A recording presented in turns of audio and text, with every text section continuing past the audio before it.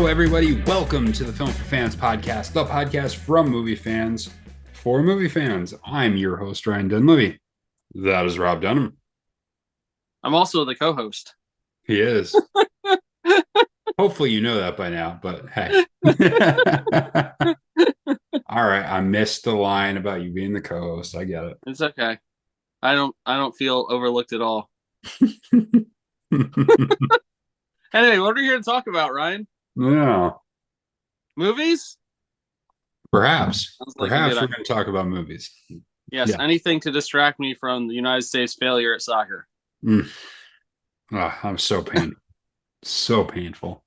Hey, I know this isn't a soccer podcast, but for those of you out there who might not be soccer fans, I've got a good, very simple soccer rule for you to follow. If you ever happen to find yourself in a random street soccer game where you get swept up in a wave of people, how about don't punch the other team in the face? That works. Seems like pretty basic common knowledge. Yeah. Anyway. Or if you're going to do it in like the 89th minute. Yeah. Not in the 17th minute. Yeah. But, you know. Hey. But as you said, this is not a soccer podcast. It's not a soccer complaining podcast. It is a movie podcast. And we have an excellent show for you. We'll run down the week at the box office, the new entrants that have come into the theaters this week. We'll detail some Redbox news, which I don't know if we've ever talked about Redbox on this podcast. Interesting. And we will give you a preview of the second half of the summer. The movie's coming out in July and August. And of course, we'll hit up our watch list. All right, Rob, you ready to go? Let's do it. So if we didn't sing enough praises about Inside Out 2 after week 1, how about $101 million week 2 for a total of only a 34% drop from week 1 to week 2 in the box office? This now sports a domestic gross in 2 weeks, a domestic gross of $356 million. That's insanity. Its week 2 is better than every other movie's week 1 this year. Yeah, this movie is on its way, likely crossing $500 million domestic. Yeah, no doubt. Yeah, that's unbelievable. That is unbelievable. Yeah, this movie is the monster. This movie is an absolute monster. It's unbelievable what it's doing. I mean, those of you who follow the podcast will have heard this many times, but an average drop off between week 1 and week 2 is, 55% approximately, like somewhere in that range. 50 is on the good side, 60 is a little bit on the bad side, but somewhere in that range is fairly average for a movie. 34% drop off, especially on 150 million in week 1, is unheard of. That's unbelievable. Yeah, consider that the first weekend was also like that first weekend we were talking about with kids being out of school. And it seems like there's just been, the word of mouth for this movie is off the charts, clearly, because there's no other way it's making this much money.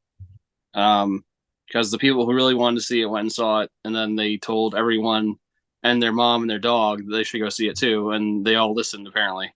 Yeah. I mean, this is the Barbie of this year. And I've already heard stirrings or rumors that it's getting strong Oscar push consideration for an animated movie, which would be a whole nother level if it got there. Which I don't think it will quite get there, but the fact that it's even generating the conversation says a lot about how it's been. I think it's hard sometimes because they have animated movies already have their own category. Yep. So sometimes it's hard for them. I think because they have their own category, it can be hard for them to draw Best Picture nominations. Though it does happen, for instance, in foreign films. Occasionally you get a foreign film that gets nominated and they have their own category. But yeah, it would be interesting. I mean, movies people will take note when you put up this kind of results, and it's unbelievable. Yeah, I never expected this movie to come anywhere close to that level. It's really, really strange.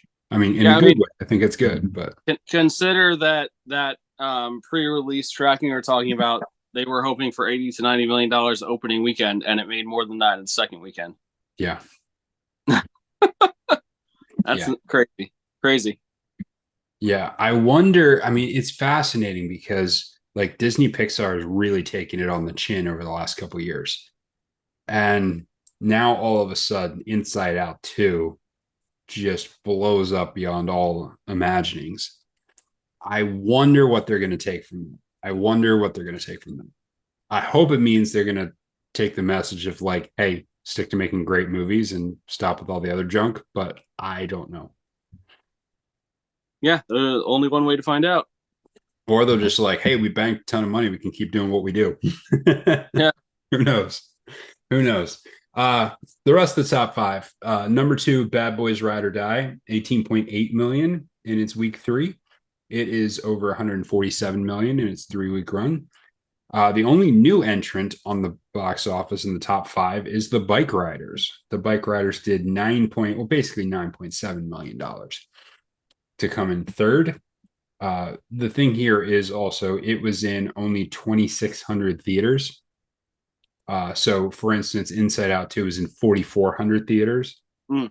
So you're seeing, you know, 57, 58%, 60% of the theaters that Inside Out 2 did. So keep that in mind when you see the 9.7 up there. Kingdom of the Planet of the Apes did $3.8 million in its 7th week in the box office, still in the top five. That is up to 164 million. And the Garfield movie in week 5 did $3.7 million for a total of $85 million in its 5 week run. So a lot of movies have stuck around the top five for quite a while here, Rob. There's not really a whole lot that's worthy to challenge them coming out. Although one that came out this weekend will be in the top five when we talk about it next week, and I'm guessing it'll be number 2. Yeah, maybe even it could threaten Inside Out 2 for number 1, but I think it'll probably end up coming in number 2. Yeah, I'm guessing number 2 on that one as well. And that is A Quiet Place we will get to in a bit here. Overall, the box office, the top 10 in the box office this week was slightly down from last week, 29.8% down from the previous week, but still very, very good week at the box office, all things considered. Any other comments on the box office from last week? No, just like it seems like every year there's something that makes us go, wow, like Barbie and Oppenheimer. Mm-hmm. The Super Mario Brothers movie had kind of similar vibes to what's going on with Inside Out 2. For sure. But yeah, that's one of the best things about seeing how movies perform when they come out and what people are interested, because sometimes you get surprised. Yeah. And clearly all of Hollywood got surprised. So it doesn't make me, I don't feel dumb because they were all saying the same things that we were reading. So yeah. Yeah, for sure. All right, moving on to the box office this weekend. We have 4 films opening this weekend, two kind of major releases and 2 kind of smaller releases. The top movie releasing this week is The Quiet Place Day One. This is the 3rd installment of the Quiet Place series, but the first one not directed by John Krasinski. He was one of the writers on this film, but he did not personally direct it. And the story here is a woman named Sam finds herself trapped in New York City during the early stages of an invasion by alien creatures with ultra-sensitive hearing. This is a PG-13 movie, and it's a 1 hour and 40-minute runtime. So I know you saw this one already, so I can't really ask you what your I can't really ask you what you were, but what made you want to go see this opening weekend? We'll put it that way. Well, I generally tend to go watch big like scary / horror movies when they come out, and I like the series. So Yeah. and I would consider this more on the series as a whole. I would consider more on like the thriller end of things than necessarily straight horror. Yeah, for sure. And there's certainly like scary parts to it, but it's not like a blood and gore horror or like demonic possession and it's just like a monster movie kind of, which leans more in towards action than it does horror typically. Yeah, it's got some of the horror elements, but it definitely more of a thriller if it's anything like the other ones, which I'm assuming it is. And that's why I anticipate it will do fairly well at the box office, because it just has a broader range than a lot of things that fall under the horror genre. And the other ones have done well as well. I am going to see it on Sunday evening. That's the plan anyway. And I'm looking forward to it. I've liked the previous ones, and I think it's an interesting concept and an interesting twist on the kind of alien invasion genre. And and I will say, just as a personal anecdote, that the two shows I was looking at going to were both pretty well sold. And I went Friday night, so the crowd was pretty full, and it was a 6 p.m. on Friday. So usually a fairly decent indicator. It has been lately. Yeah. So I anticipate and have read that this will probably do upwards of 40, maybe $50 million, depending on where it ends up. Yeah, my guess would be somewhere in the 50 range, but we'll see. So that's A Quiet Place Day 1. The next bigger release is Horizon, an American Saga Chapter 1. Came out this weekend. It is rated R with a runtime of 3 hours and 1 minute. And this chronicles a multifaceted 15-year span of pre- and post-Civil War expansion and settlement of the American West. This is like a Kevin Costner like Western epic. I think it's Kevin Costner's Western opus. Yes. I think it was like the studio was like, Kevin, you got to cut some of this. And he was like, I don't want to. And they were like, well, it's 6 hours. And he goes, well, I'm not cutting any of it. And they go, well, I guess you're going to have to do 3-hour movies then. I was like, all right. It's always interesting when part 1 is 3 hours long. Yeah. And the second part doesn't come out until the middle of August. Yeah. So. Yeah. And it's interesting how they're rolling this out. It's much more similar to what Kill Bill did. From my memory serves, that Kill Bill was also like a couple months difference between when they came out, as opposed to some which is like roll out the next version the next year, like with say Lord of the Rings or something like that, where it came out a year later. This was just coming out in a couple months, so they're keeping it close together.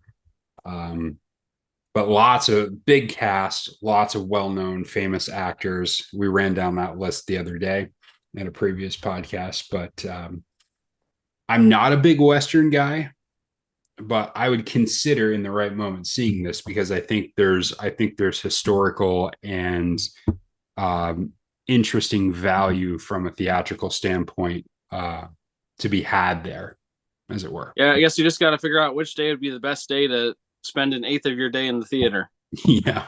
I got some time off this week, so maybe we'll see what that is. All right, so 2 other releases for you, a little bit smaller releases. Daddy-O is a rated R movie, and it's 1 hour and 41 minutes long, and it's a woman taking a cab ride from JFK engages in a conversation with the taxi driver about the important relationships in their lives. The woman here is played by Dakota Johnson, and the taxi driver is Sean Penn. So a couple of well-known actors and actresses there. Kind of a relationship drama as it unfolds there. And lastly, you have a documentary, Something to Stand For, with Mike Rowe. It's 1 hour and 36 minutes or 1 hour and 55 minutes, depending on which movie site you go to. I don't know why they're different, but I ran across 2 different time frames. Join America's favorite storyteller on an epic journey to the heart of Washington, D.C. This cinematic tour de force will take viewers to the front lines of the American Revolution, World War II, the Civil Rights Movement, and more. So kind of a, cursory look at some of the things in American history with Mike Rowe. So if you're into documentaries and feeling a little patriotic as we approach July 4th, something to stand for with Mike Rowe is a good option for you. Any of the other ones intrigue you, Rob? I mean, I'm interested by the cast of Daddy-O, but I don't know if it's something I would want to go see in the theater. Yeah. I do like Westerns, so I just have to figure out if there's a time where I can be in the theater for 3 hours. Yeah. Well, like almost 4 hours once you count previews. I wonder if this is something my dad would want to go see, because if he wants to go see, then it will feel like I'm hanging out with him. Yeah. While I'm doing this, it doesn't feel like I'm just. Make sure you don't go when you're tired, because you'll probably fall asleep. Yeah. Okay. Well, that is what's in the box office. Plus, of course, you have Inside Out 2 if you haven't seen it. Bad Boys, Bike Riders, lots of good stuff. One other news item that we should talk about here for a moment. Redbox is in trouble. Now, if you're familiar with the Redbox machines, the self-serve DVD rental machines that used to be quite ubiquitous everywhere you went, now not quite so much, as we've seen the rise of digital and the fall off of physical media. But Redbox, the company's owners, filed for bankruptcy protection. And basically, this comes at the tail end of a horrible spiral here over the last few weeks. They defaulted on their loans. They saw an order to have their cars repossessed, and they missed payroll for their employees. They've now filed for a certain type of protection, which might enable them to get financing to complete payroll. But who knows what this means? They took Chicken Soup Entertainment is who owns it, and they took on $325 million in debt when they acquired Redbox in 2022. And yeah, that hasn't gone so well. Maybe they should read one of their books. So, Rob, you brought this story to the attention. Anything else you want to address? I mean, just anecdotally, a few weeks ago, I had sent Ryan a picture of a Redbox near me, and like the last updated movies in the Redbox were from last summer. Yeah.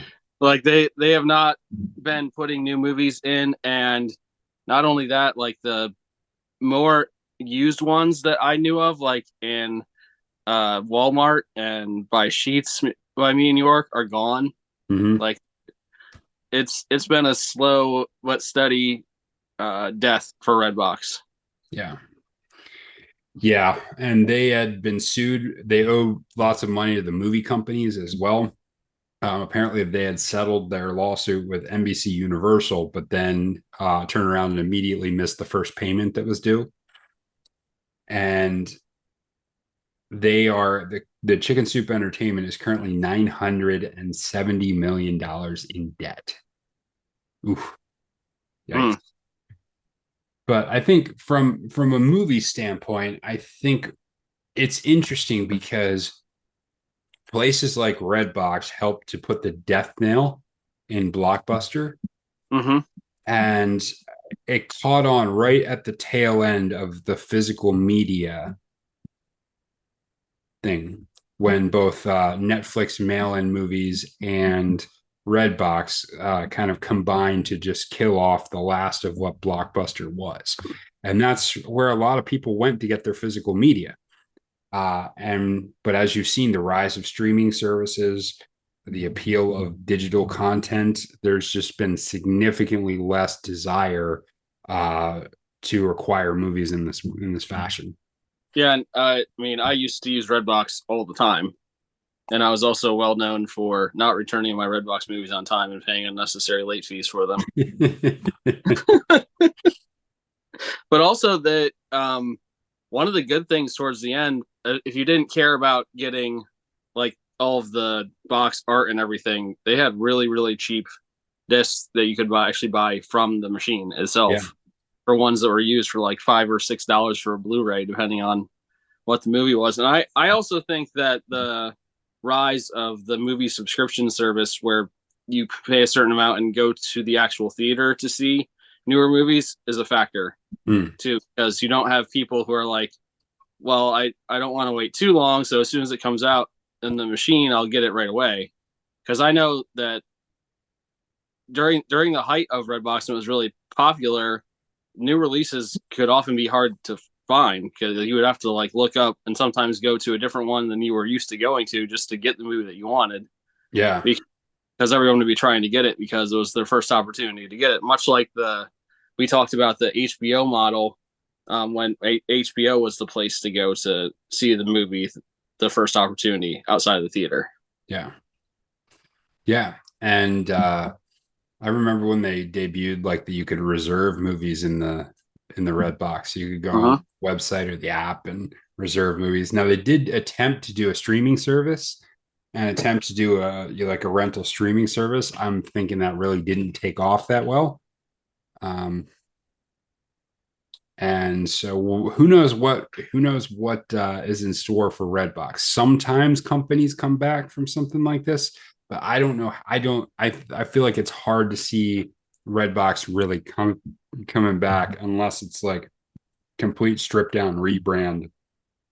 But then the market is already so saturated with streamers and digital content that I'm not sure there's really room for another company like that. Yeah, they were just too late on the streaming end of things. Yeah. Similar to Blockbuster. Mm-hmm. Yep. Which is ironic. Yeah, it is, isn't it? But I'm sure if you're in a business class, there's a lot of things to dissect there. All right, moving on.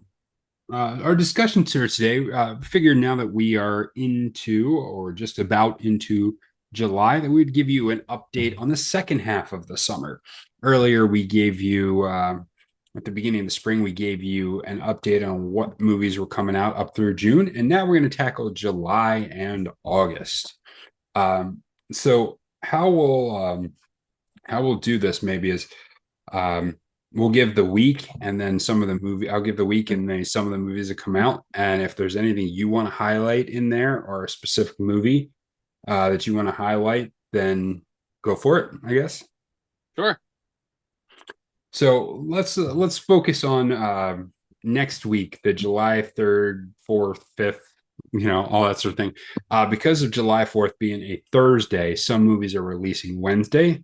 Some of them are releasing Thursday on the 4th, and some of them are just going ahead and releasing on Friday. So I'm just lumped all those into one fell swoop here. And so we're looking at July 3rd, 4th, 5th. And the big movies that are coming out here are, of course, Despicable Me 4. Despicable Me 4 comes out. And I will say also, if you're into like wholesome family movies and that's what you want to go for, then Sound of Hope, the story of Possum Tribe, comes out as well. It's basically a true story about a tiny town that like adopts or like fosters like over 70 kids. But Despicable Me 4 coming out. And what do you make of this for the July 3rd, 4th, 5th weekend? Any other movies you want to highlight for that week that are coming out in theaters or something else? Or should we just talk about Despicable Me 4? I mean, we don't really need to talk about Despicable Me 4, do we? Okay. Here's your question for you. Everyone knows what Despicable Me 4 is. And there are going to be a lot of people go to see it. My question, I don't know if this is the same question you have, is it going to be as successful as Inside Out 2? That's the question. I don't see how it can be. Yeah, before Inside Out 2 came out, I would have said that I thought Despicable Me 4 was going to be more successful than Inside Out 2. Mm-hmm. But having seen the reaction to Inside Out 2, I don't I don't think it's possible for it to do Yeah. at all, because the reality is a lot of these like kid family movies, you've got a, a good amount of families, like especially if you have multiple kids, you maybe go to one or two movies a year. So like altogether. So Inside Out 2 might have been that movie for a lot of people. Yeah. Here's my question. Do you think it breaks 100 million? Because 100 million would still be a massively huge release and still be well behind what Inside Out 2 did.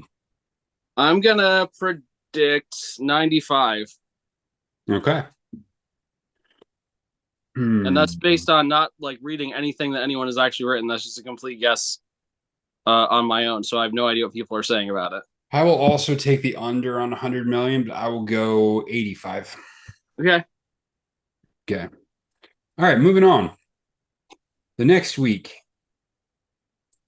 we have the 12th, July 12th. And I'm going to highlight two here. I'm going to highlight Long Legs and where am I at here? I'm going to highlight Long Legs and I'm going to highlight Fly Me to the Moon. Okay. So Long Legs is an FBI agent, is a gifted new recruit assigned to the unsolved case of an elusive serial killer played by Nicolas Cage. So, I mean, near Nicolas Cage, serial killer. Mhm. Come on. This is right up there. All right. So Maika Monroe, Blair Underwood, and of course Nicolas Cage star in that, and that's rated R. And then Fly Me to the Moon. It's a story that kind of surrounds the space race, and it's got Scarlett Johansson and Channing Tatum. And if you've seen the trailers, this looks like a kind of an interesting comedy drama type of deal where apparently Scarlett Johansson is tasked with like faking the moon landing in case something goes wrong. So there's some interest in some intrigue there. I'm curious. I'm up in the air about whether I think Fly Me to the Moon is going to be good or not. I think it could go either way, but I'm curious about it. There's anything else you want to highlight or have any Well, comments? I had these two selected in what I was looking at coming out in July. So Long Legs in particular, because I like creepy movies. This is appears to be more on the horror end of the horror thriller Yes. spectrum, and Nicolas Cage is a serious serial killer type character, has a lot of appeal to me, because I do think amidst all the jabs that are poked at him and the fun is made out of him, he's actually a very good actor, especially when it comes to roles where he is being serious. Yeah. So I expect him to have quite a performance in this movie. Yeah, for sure. And it just looks, I think the best for me, the best kind of horror movies, the ones that actually land with me, are ones that are unsettling. And this one, based on what I've seen of the trailers and the story and everything, seems to be in that area. The Yeah. unsettling kind of scary movie. Yeah, for sure. Um, for July 19th, that weekend, I only have one really that I want to highlight here, and it's Twisters. This is one of the ones I'm most looking forward to over the summer. It's one I highlighted a week or two ago when we talked about movies that we're looking forward to the rest of the year.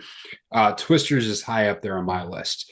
It's pretty much the only main release coming out that week, and so it should have a good runway to be able to hit a good number if people are interested. And I think they will be. I think the callback to the 90s film is going to be really powerful and strong on this one. What are your thoughts? I'm willing to give it a spin. Really? Really? Yeah, it looks like I mean, it's got a good cast. Glenn Campbell seems to be someone that people want to see in movies. Mm-hmm. He just has a good personality about him. He's a charming kind of guy who just is a pretty decent actor on top of everything. So I think that it will be worth going to see for sure. Yeah. Yeah. I'm surprised, and we'll get to this as we go to the last week of the the year. I am surprised at the fact that there is not more coming out over the summer. But I think we'll save that one to the end here. That comment to the end. July 26th, one really to highlight here, and it is Deadpool and Wolverine. Rated R. Third installment of the Deadpool franchise. This time including Wolverine.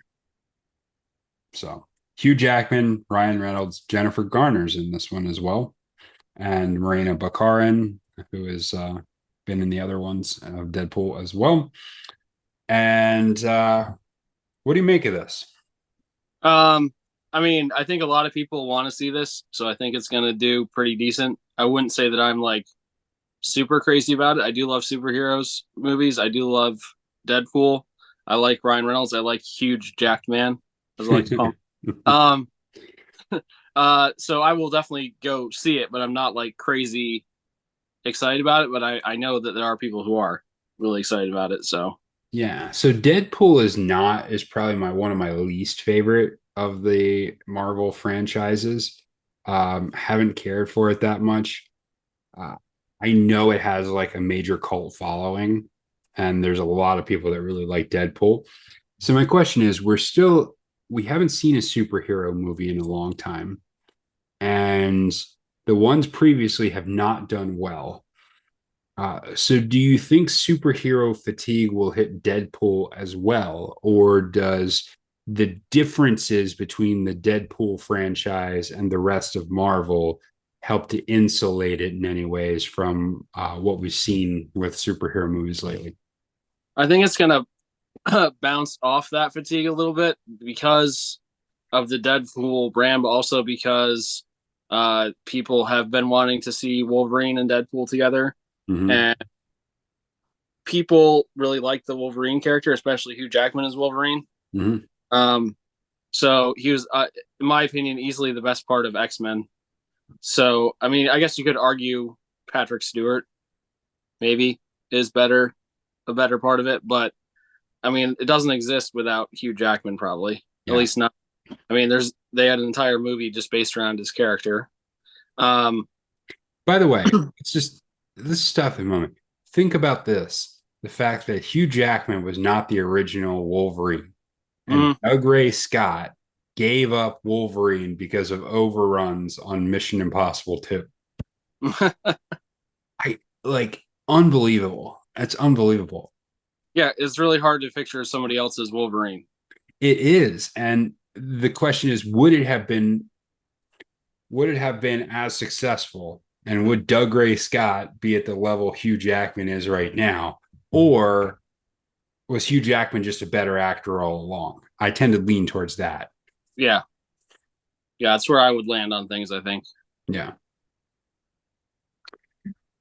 All right, so that wraps up July. What do you make of the entrance to the box office in July? There's nothing there that like I could say that I'm really, really excited about. Mm-hmm. There is at least one in August that I can say I'm really, really excited about, but not in July. So, yeah. Like, here's the thing. It's like I think over the summer we're really getting a sense of the fact that so many films got delayed because of the writer strike and the actor strike. mm-hmm. I think it's really hit the summer hard, and you're really seeing like movies that you would have expected to see over the summer just aren't there. They're just not there. And I think the box office feels like it's empty. It feels like you're not there's nothing other than Twisters. I am genuinely excited to go see Twisters, but it's not one of those like get my group of friends together and let's all go make sure we're there on opening night and have like a big to do about it. Nothing like that.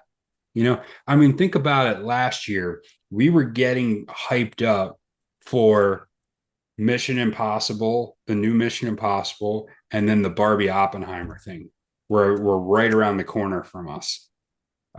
Just a couple weeks away this time last year. We don't have anything that's remotely approaching that level. Yeah. All right. Well, let's move on to August. So August 9th, I want to highlight two movies on August 9th here.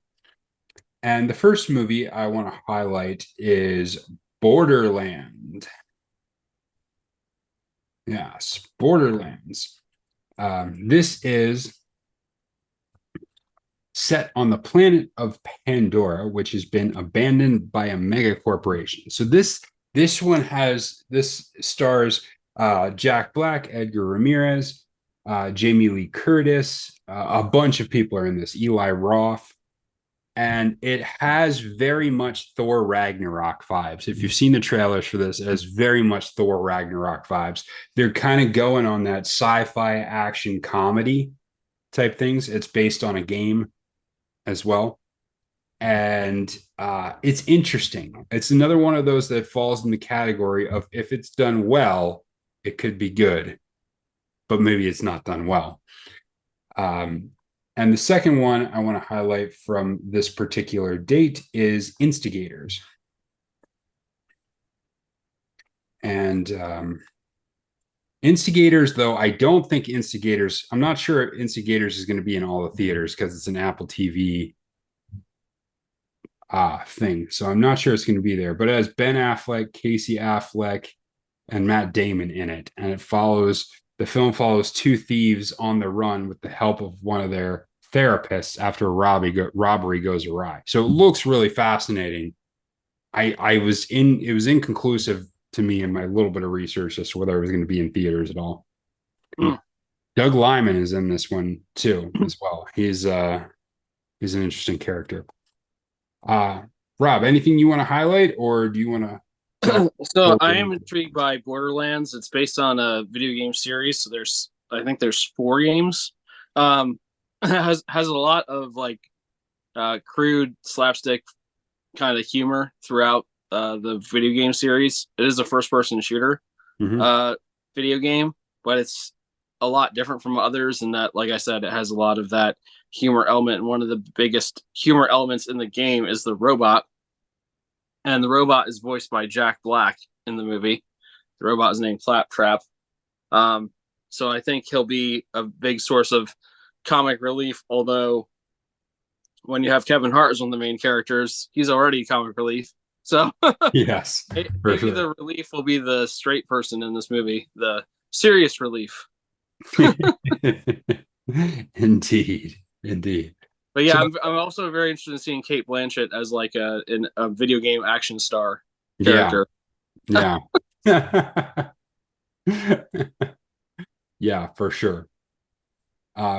Following week, there's a couple of interesting movies coming out. August 16th, we have Horizon, an American Saga Part 2. So the second one of the Kevin Costner Western epic comes out on August 16th. It's just the Horizon. That's what they should have called it. Yeah. And the second one that comes out that week is Alien Romulus.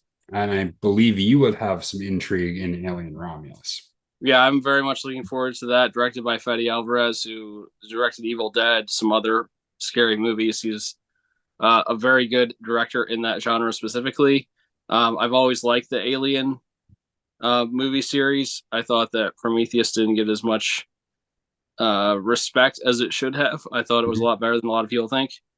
And I think this movie, although I think I recall you saying you hope this one's more like along that lines than some of the older stuff, I think this movie is going to be more like the older stuff based on what I'm seeing in the trailers. I think it's more of that like lost in space, helpless kind of horror around every corner kind of movie. Mm-hmm. And I really like the tagline because one of the most famous taglines in movie history is "No one can hear you scream," and the tagline for this movie is just "No one can hear you," which I think is pretty cool. Yeah.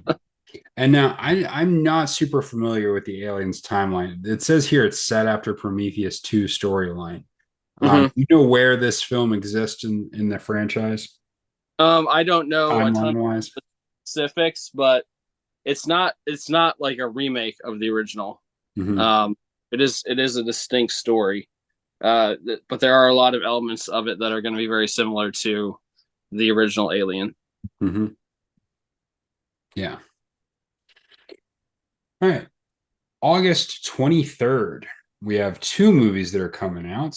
We have The Crow comes out based on the comic by the same name. A murdered musician returns from the dead to save his girlfriend, and Bill Skarsgård is going to be your lead here in The Crow. And of course, there's famous movies in the 90s based on the same title. And a second one, which has some intrigue, Blink Twice. And this is when tech billionaire Slater King meets cocktail waitress Frida at a fundraising gala. Sparks fly. He invites her to join him and his friends on a dream vacation on a private island. It's paradise. Wild nights blend in soaked days, sun-soaked days, and everyone's having a great time. No one wants the trip to end, but as strange things begin to happen, Frida begins to question her reality. So, yeah, I mean, I'm definitely looking forward to The Crow. I like stylistic movies that do cool things with cinematography, and I think this movie, based on what I've seen in the trailer, is going to be like that. And who doesn't love a come back to life emo musician played by Murderous Clown?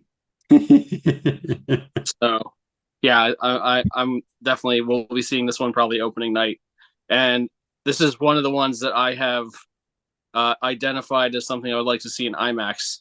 So we'll see if that happens. Yeah. Blink Twice has some intrigue to me. It has a little bit of like the Menu type vibes, though I don't think it will be as slick and as clever as the Menu. But it's one of those where, okay, what is happening here? And I think you'll see things get progressively worse and progressively weirder. So I'm intrigued with this one. It also has stars Maybe from the Arrested Development series. So that's interesting. All right, and proceeding to the last week of the year, or the last week of August, not the last week of the year, the last week of August, August 30th. Not a whole lot coming out here, but there are a few things. You Gotta Believe, based on the inspired true story, after dedicating the season to a teammate's ailing father, a group of underdogs from Fort Worth, Texas, take a Cinderella run all the way to a record-breaking showdown in the Little League World Series. Luke Wilson is in that one. Greg Kinnear as well.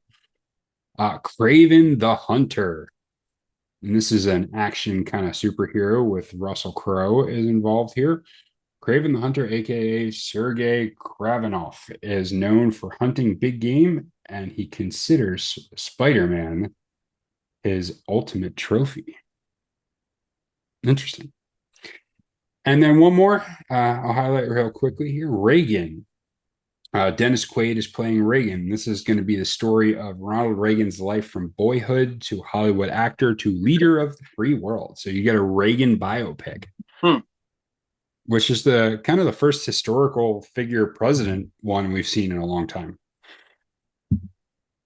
So what do you make? Anything else you want to highlight, or which one of those is any of those intriguing to you? I can't say any of those are particularly interesting to me. So I like Reagan. I'll probably go see that. And I heard a little bit of an interview with Dennis Quaid talking about his performance there. So that made me want to go see it a little bit. I've read a bio on Reagan before, so I would be intrigued on that one a little bit. Other than that, yeah, not too much. So what do you make of the offerings in August? I am very excited about Alien and The Crow. So I think August is a month I'm looking forward to a little bit more than July. August is a little bit better offerings than July is, but overall, still, I feel like I want more. I want more, but we're not getting it this summer. So, we'll see. Okay. Well, that has been our preview of the rest of the summer, July and August. Make sure you check out the box office every week and see your favorite films in theaters. The theaters appreciate it. And, talk about them on this podcast, send us messages. We'd love to hear what you think about it. All right. We'll close out today with our watch list, movies we've watched over the last week. Rob, what'd you watch? So I saw A Quiet Place Day 1. which I would definitely recommend seeing, especially if you have seen the other ones. Having the background of seeing the other ones, I would say, is fairly important to seeing this movie. I don't think you'd have quite the emotional weight or understanding of what's happening if you did not see the first two before seeing this. And there is at least one character in this who is in one of the first two movies, but I won't give any more detail than that. Yeah. But I thought I don't want to get too detailed about the movie itself, but I very much enjoyed it. I thought it was really well done. So good. I will, like I said, I'll be going to see it hopefully tomorrow. And I also did see. I don't believe I talked about The Exorcism yet. Correct? I saw that with Russell Crowe last weekend. I'm not sure if you did or not, so go for it. I saw that after we recorded the last podcast, and it was very average. Okay. The unfortunate thing is that like Russell Crowe and David Hyde Pierce were both very, very good in it because they're both very good actors, but just the story in general and the way it was shot, it had potential to be a lot better movie than it ended up being. I felt like it leaned too heavily into standard horror things. Like every time something bad was about to happen, the lights would flicker. Kind of things. It just be like, oh yeah, I know something terrible is about to happen. Like there's really only one thing in the entire movie that surprised me, as far as like being in any way scary. Yeah. So like I see what they were trying to do and they succeed a little bit, but like I said, it could have been a better movie than it was and probably deserved to be a better movie based on who was in it and their personal level of performance in it. Like I didn't feel like Russell Crowe or David Hyde Pierce like phoned in their performances at all. I thought they did really well. There's just not enough of a movie around them. Yeah, for it to be really good. Okay, fair enough. Anything else? I think that's all that I saw this week. Yeah, I'm working my way through the Bourne series. So I finished up the Bourne Ultimatum and the Bourne Legacy. And I still think Bourne Legacy is underrated, and Jeremy Renner got a bit of a bad rap there. But I like both these movies, and it was a good wrap up of the original Bourne trilogy with Bourne Ultimatum. And I thought it was a good side project. And I love the way the Bourne Legacy kind of like weaves in elements of the other films. And you see how a lot of this is happening concurrently, which just makes for really interesting narrative and really interesting for those who are fans of the rest of the series. And of course, anytime Edward Norton is in something, gotta love it. Yep.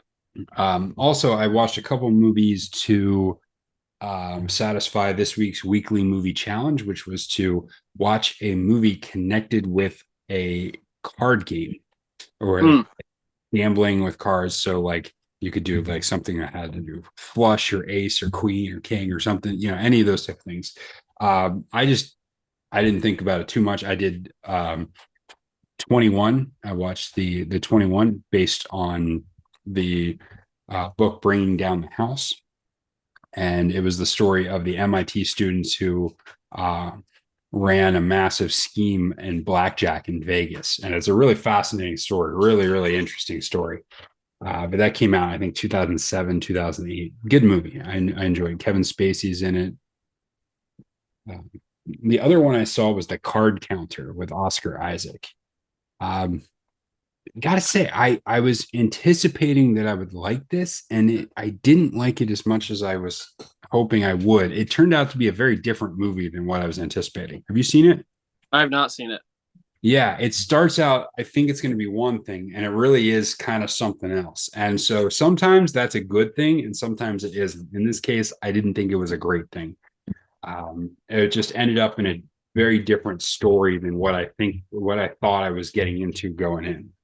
And if you don't love the story you end up in, then it tends to reflect on how you view the movie. So that's kind of where I was with that one. But The Card Counter. Yep. Got anything else? I do not. All right. Well, that is the show, everyone. Thanks for tuning into Film for Fans. Make sure you visit filmforfans.com. Like, subscribe, send us some comments, all that good stuff. Until next time, enjoy the movies.